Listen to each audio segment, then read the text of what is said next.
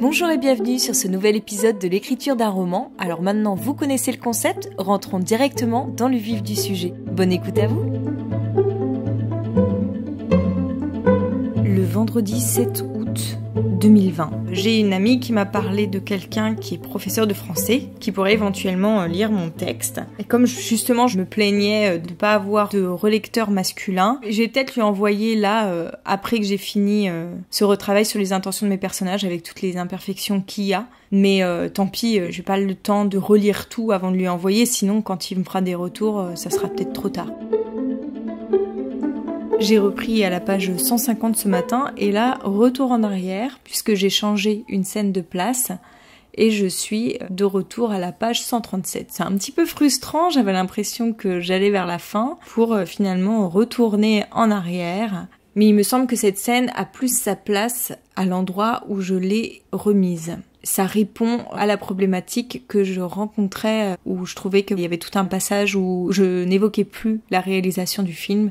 Et donc du coup, le fait de replacer cette scène, ça permet de reparler de la réalisation du film ou de savoir où ça en est. Alors je vais pas relire tout le passage dans lequel cette scène s'insère. Ça, je le ferai lors d'une prochaine relecture.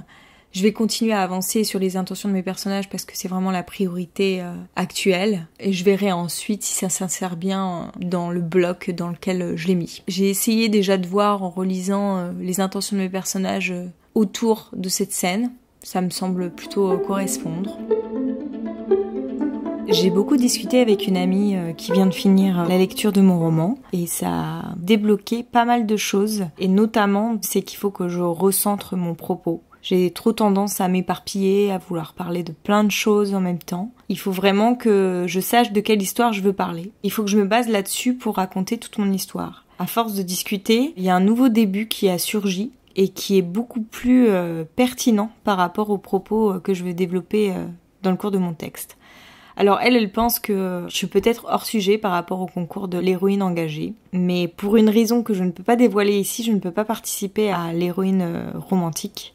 Donc je vais quand même tenter le coup pour ce concours et puis si je suis pas prise, c'est peut-être que j'aurais été hors sujet. Finalement c'est un côté assez rassurant, c'est pas pour remettre en cause la qualité de mon roman. Une fois que j'aurai fini le travail sur les intentions de mes personnages, je pense que je vais reprendre tout le texte avec cette nouvelle vision recentrée autour du trio Olivia, Suraj et le Gotul. Cette conversation m'a aussi fait prendre conscience que là où ça pêchait sur la fin, c'est que je bâclais un peu les choses autour du film. On avait du mal à savoir ce qui devenait, etc.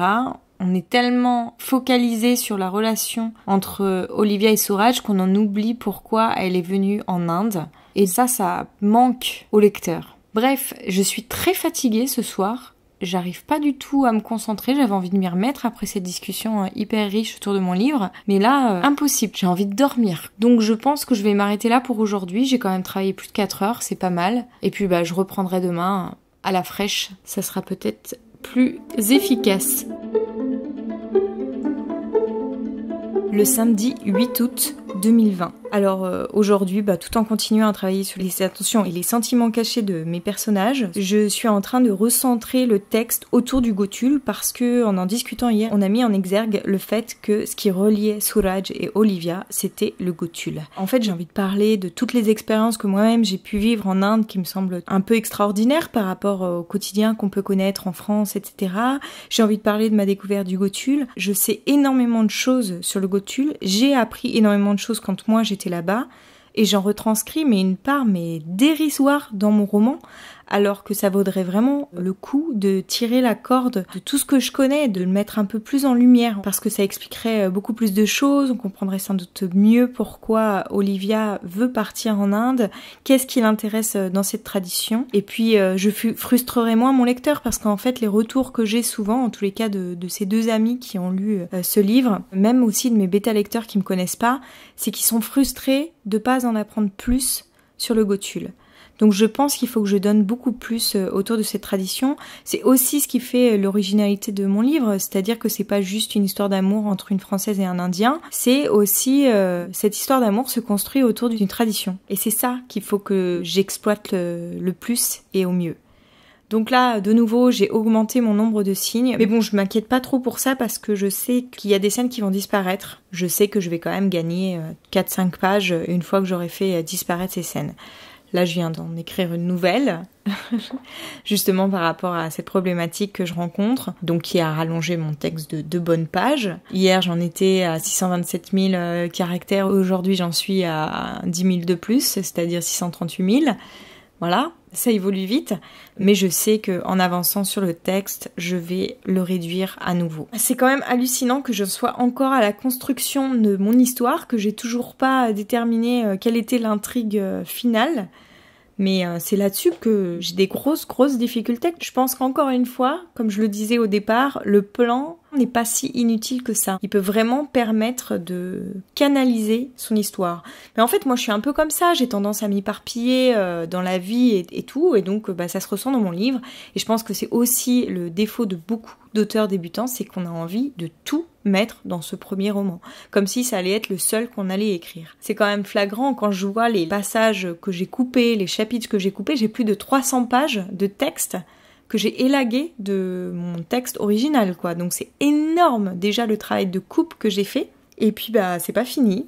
Et j'ai retrouvé aussi dans mes anciens documents que j'ai autour de mon documentaire que j'avais fait sur le Gotulle, la retranscription de la plupart de mes interviews et avec plein d'éléments que j'exploite pas, qui parlent et qui révèlent une autre facette du Gotulle.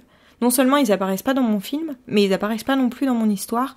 Et en fait, j'aimerais bien les ajouter pour donner un éclairage nouveau et beaucoup plus complexe, beaucoup plus nuancé sur le Gotulle, quoi. C'est l'occasion de parler de tout ce que j'ai pas pu mettre dans mon film. Ce matin, j'ai commencé en reprenant la page 137, donc j'étais revenue un petit peu en arrière. Là, j'ai fait un gros saut en avant, parce que je suis repartie là où je m'étais arrêtée avant de revenir en arrière, et donc je vais reprendre la prochaine fois à la page 167, 30 pages plus loin. Ouhou, on se rapproche de la fin. Il me reste plus que 80 pages à traiter, sachant que dans mon rétro-planning, je suis censée avoir terminé le travail demain. Peut-être que je vais passer ma journée à faire ça, hein. On va voir comment ça se dessine. En ce moment, c'est vrai que mes après-midi, je suis très fatiguée, donc j'arrive pas à me concentrer. C'est un travail qui demande énormément de concentration, parce que j'essaye en fait d'exploiter toutes les questions qui pourraient se poser au fil du récit. Pourquoi il se passe ça? Pourquoi ils ressentent ça? Et s'ils ressentent ça, d'où ça vient? Si j'aborde une question, mais que je vais pas jusqu'au bout, j'essaye d'aller jusqu'au bout de la question. Alors, je vais vous donner un exemple concret, ça sera plus simple à comprendre. À un moment, je dis que le Gotulle est un lieu d'apprentissage. Mais en fait, je dis pas ce qu'on apprend dans le Gotulle. Donc là, voilà, il faut que j'explicite ce truc-là. Et donc, du coup, je cherche qu'est-ce qu'on apprend dans le Gotulle.